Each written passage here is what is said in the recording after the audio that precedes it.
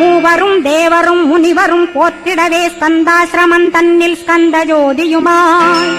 ஆத்மஜோதியுமாய் அமர்ந்திட்ட ஸ்கந்த குரு இருளை அகற்றவே எழுந்திட்ட எங்கள் குரு எல்லை இல்லாத உன் இறைவழி காட்டிடுவாய் முக்தியை தந்திடுவாய் மூவரும் போற்றிடவே